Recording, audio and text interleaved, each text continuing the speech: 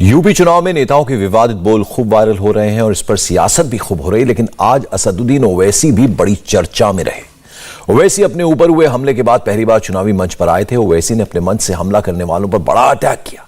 कानून व्यवस्था पर मोदी योगी को भी खूब सुनाया, लेकिन सबसे तीखा हमला अखिलेश यादव पर किया।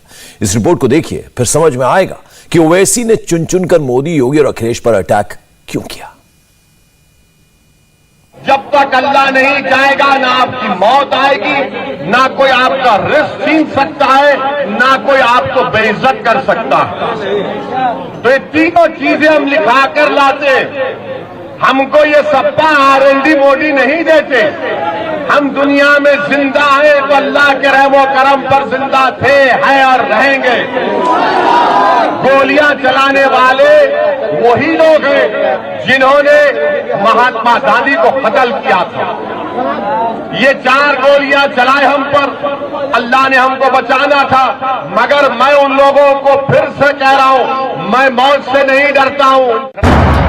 अपने ऊपर हुए हमले के बाद पहली बार बागपत की छपरौली विधानसभा में चुनावी मंच पर भाईजाना है और जो कुछ छिजारसी हाईवे पर उनके साथ घटा, उस दहशत के वक्त को कुछ इसी तरह सुना है। और उनकी बातों से भी ये संकेत मिल गया कि ओवैसी की तकरीर का टॉप टॉपिक यही रहेगा। टारगेट पर मोदी योगी सरकार होगी और कुछ वोट की उम्मीद भी बनेगी। याद रखो, मैं मौत से नहीं डरता, ना मैं कत्ल करने वालों से डरता हूं, ना तुम्हारी गोलियां मेरी आवाज को दबा सकेंगी, ना तुम्हारी ताकत मुझे तुम्हारे ताल्लुक से डर में खौफ पैदा कर सकेगी। मुझ पर गोलियां क्यों चलाई गई? क्योंकि मैं बीजेपी की आंख में आंख डालकर आप गरीब मजलूम अवाम के हक की बात करता हूं। मुझ पर गोलियां इसलिए चलाई गई, क्योंकि मैं गरीब आवाम के इंसाफ का मुतालबा करता हूं। मुझ पर गोलियां इसलिए भी चलाई जाएंगी क्योंकि मैं हिस्सेदारी की बात करता हूं।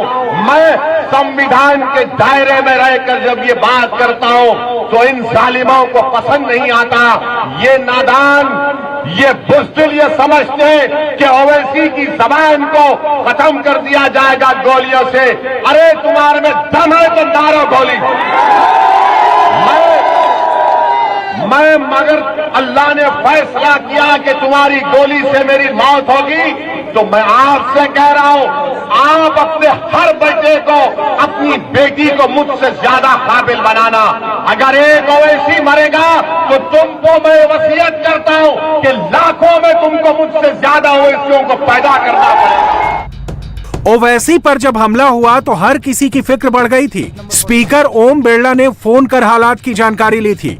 एक सांसद पर दिन दहाड़े हमला हुआ था, जिसके बाद मोदी सरकार की तरफ से ओवैसी को तुरंत Z श्रेणी की सुरक्षा दी गई। दूसरे दिन ओवैसी लोकसभा में अपने ऊपर हुए हमले की पूरी बात बताई, लेकिन जब Z श्रेणी की सुरक्षा लेने से इनकार कर दिया तो ओवैसी के इस फैसले को सियासी चश्मे से देखा जाने लगा। तो क्या ओवैसी हमले का सियासी फायदा लेने की कोशिश कर रहे हैं? कल मोदी सरकार ने कहा कि ओवैसी तुमको Z कैटेगरी की सिक्योरिटी देते। हमारे अतराफ में कहा गया 10-10 बंदूक लेकर लोग खड़े रह जाएंगे। हमने कहा, हम जब से राजनीति में आए हमने कभी सिक्योरिटी नहीं ली और ना कभी लेंगे, इंशाअल्लाह ताला नहीं लेंगे।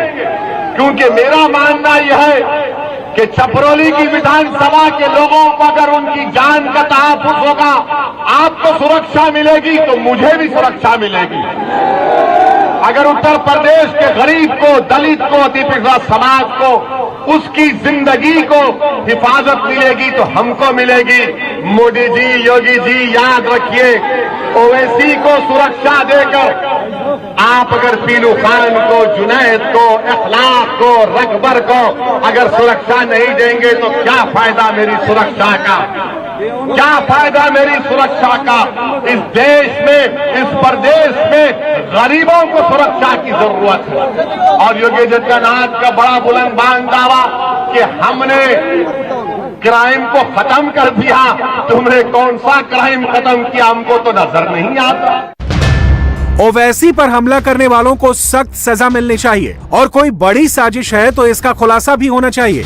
लेकिन अगर ओवैसी इसी बहाने वोट बैंक को साधेंगे तो सियासत तो होगी ही, जिसका पहला रिएक्शन सुब्रमण्यम स्वामी के ट्वीट से समझ सकते हैं। सुब्रमण्यम स्वामी ने कहा है, तर्क परंपरा में विश्वास न करने वाले कट्टरपंथी ही केवल सांसद ओवैसी की हत्या करना चाहेंगे।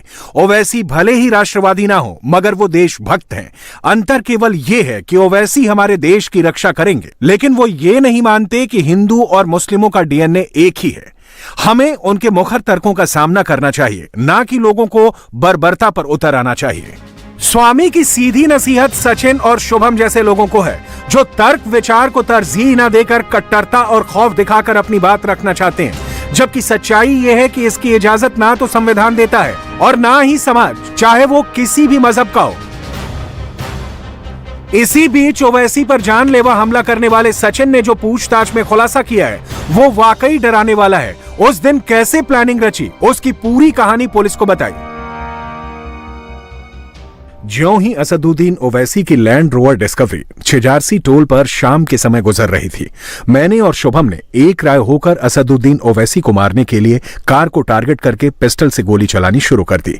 मेरी पिस्टल की मैगजीन में 5 गोली भरी थी। मैंने जैसे ही पहली गोली चलाई तो असदुद्दीन ओवैसी ने मुझे गोली चलाते हुए देख लिया और अपनी जान बचाने के लिए कार में नीचे की ओर बैठ गए। तब मैंने उनकी गाड़ी पर नीचे की ओर गोली चलाई थी। मुझे यही उम्मीद थी कि असदुद्दीन ओवैसी को गोली लग गई होगी। ओवैसी यूपी में चुनाव प्रचार कर रहे हैं, 100 सीट पर चुनाव लड़ रहे हैं। उनकी तकरीर में भारी भीड़ जुटती है और उनकी सुरक्षा बड़ा फैक्टर है। ऐसे में अगर वो सिक्योरिटी से इनकार करते हैं तो मंशा पर सियासत तो होगी। वैसे ओवैसी जब मंच पर आए तो योगी सरकार को घेरने का मौका नहीं चूके। भाषण देते वक्त माइक से आवाज गायब हो गई थी। फिर क्या हुआ, खुद देखिए।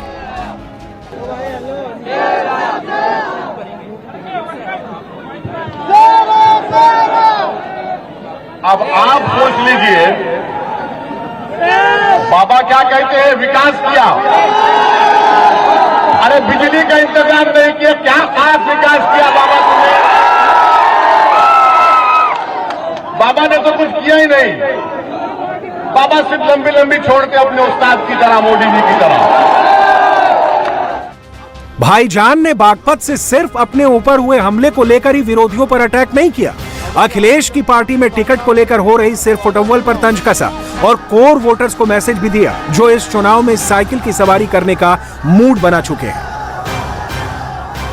हम सिर्फ वोट डालने वाले नहीं है, वोट हासिल करने वाले भी हैं। आज मैं उन समाजवादी पार्टी में जो बड़े बड़े नेता अपनी जिंदगी गुजार दिए, आज घर में बैठकर रो रहे हैं कि हमको टिकट नहीं दिया गया, हमसे धोखा किया गया, हमसे इंसाफ नहीं किया गया।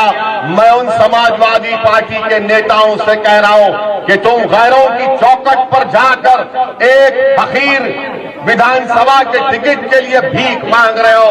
आओ मजलिस में, हम टिकट बांटेंगे, तुमको भीख मांगने की जरूरत नहीं है। और मैं उन नेताओं को चौकन्ना कर रहा हूं, अखिलेश यादव तुमको धोखा देगा।